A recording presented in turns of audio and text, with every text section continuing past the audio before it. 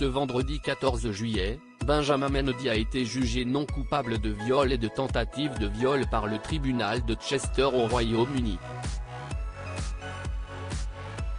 À l'annonce du verdict, le défenseur français a fondu en larmes, avant d'être officiellement relâché.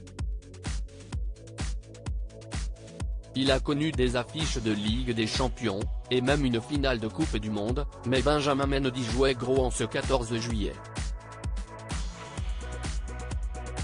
Lors de son deuxième procès, l'ancien protégé de Didier Deschamps était visé par deux plaintes distinctes, un viol et une tentative de viol pour des faits remontant à 2018 et 2020.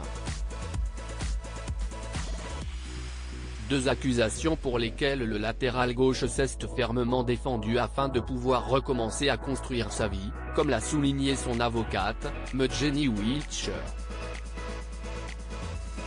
3 petites heures ont suffi au jury de Chester pour délibérer sur son cas, qu'il a acquitté à l'unanimité des charges qui pesaient contre lui.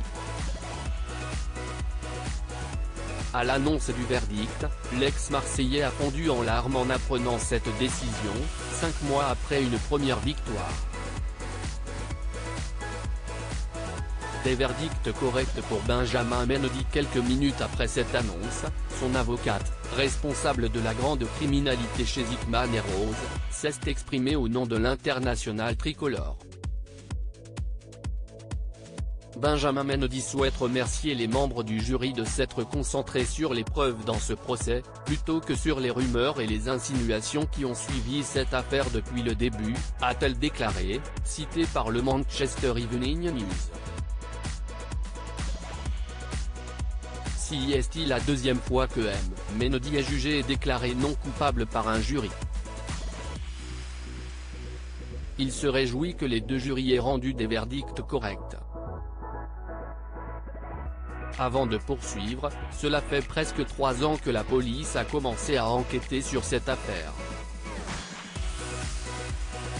Benjamin Mendy s'est efforcé de rester fort, mais la procédure a inévitablement eu un impact important sur lui.